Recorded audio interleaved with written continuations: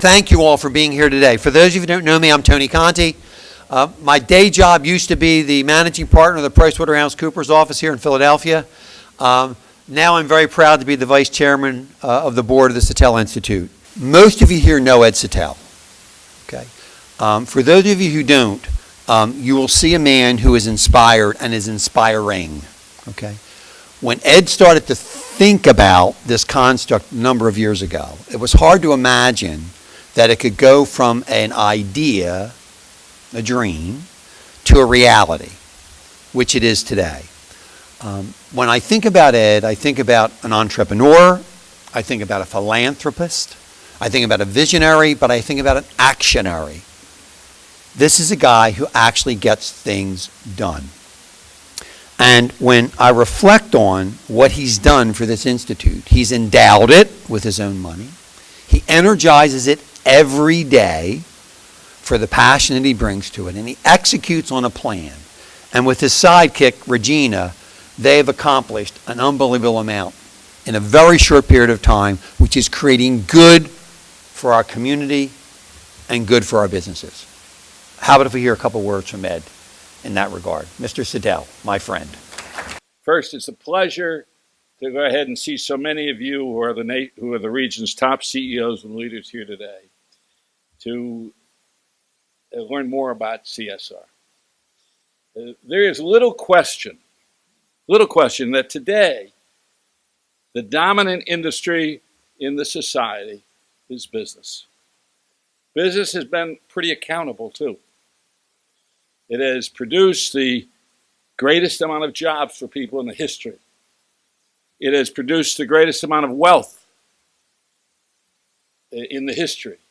Then that wealth enables us to build roads, to build schools, to build hospitals.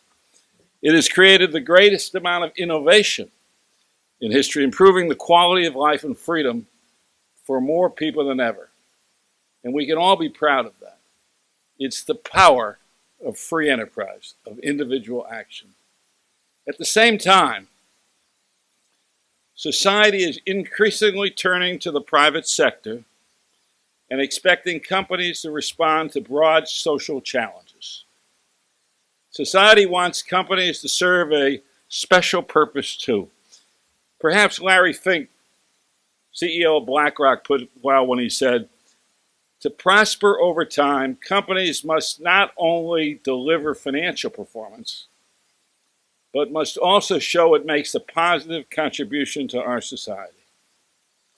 That benefits all stakeholders, including the shareholders, the employees, the customers, the communities in which they operate. That leadership is what corporate social responsibility is all about. Most executives pretty well understand that today it's in business's self-interest to help communities become better.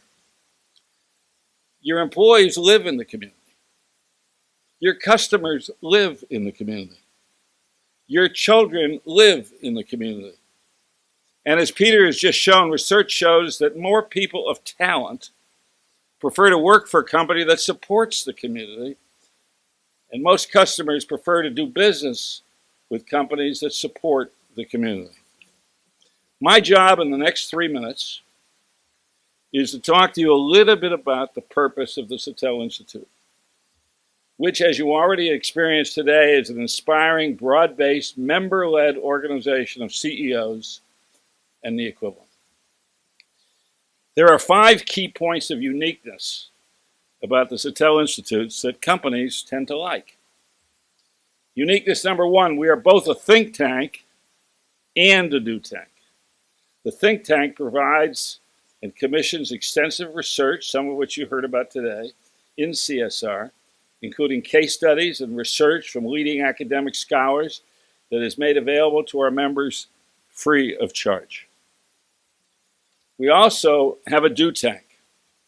Now that activity engages companies in CSR initiatives. There is only one way for a company to become a member,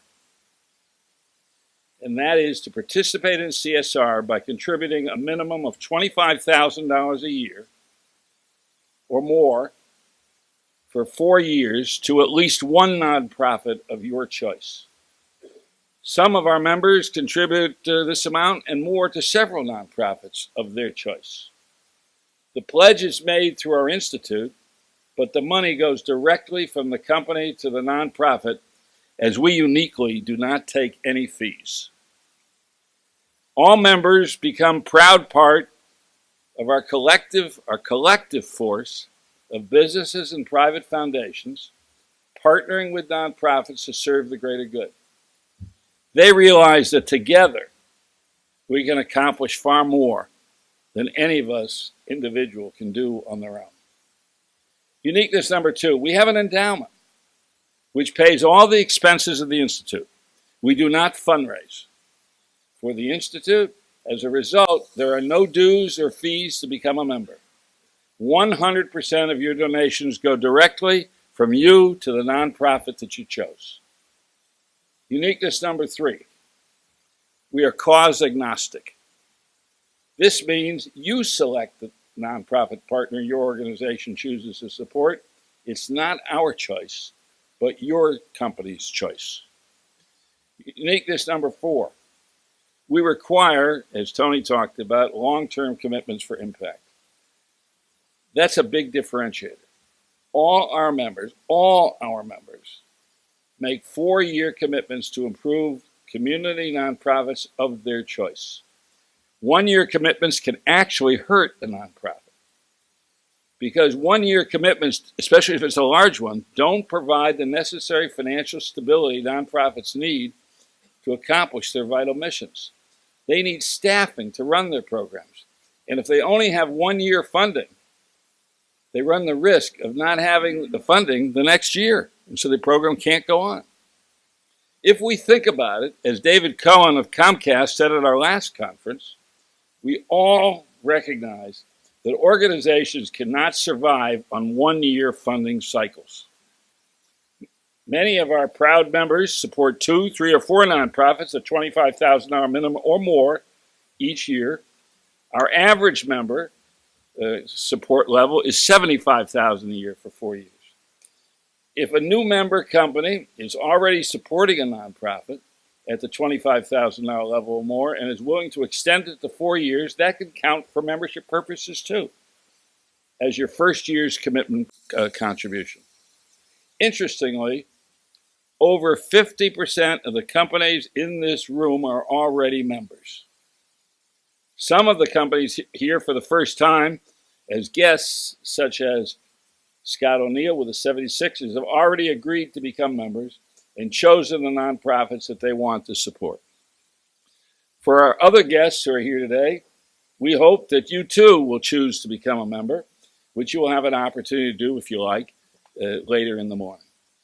Uniqueness number 5, we are a CEO or the equivalent organization. That's because that's generally where the decision to support CSR rests. And CEOs tend to like hearing about it from fellow CEOs.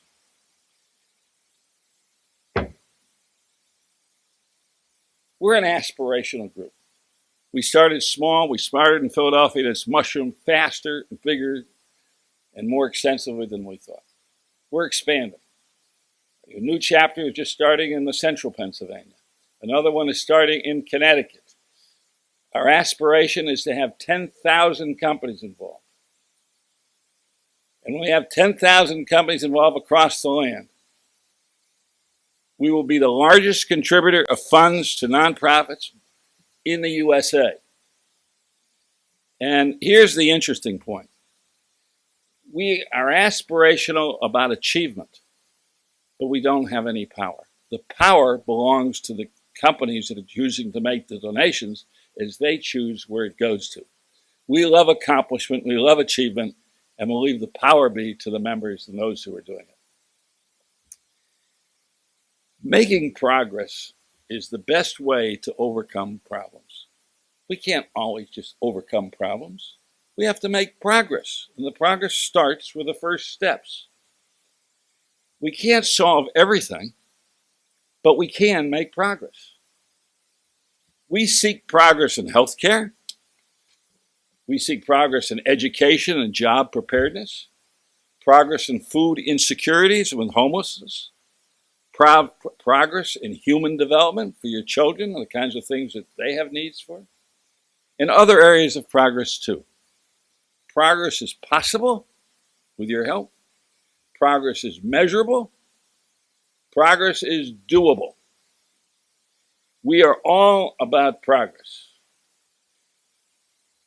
As leaders, our most important part of this program is the sharing of insights, actionable insights with peers. So here are the kinds of things they've done that you can go ahead and feel you can benefit from, or share the kinds of things you've done that others at the table could benefit from too.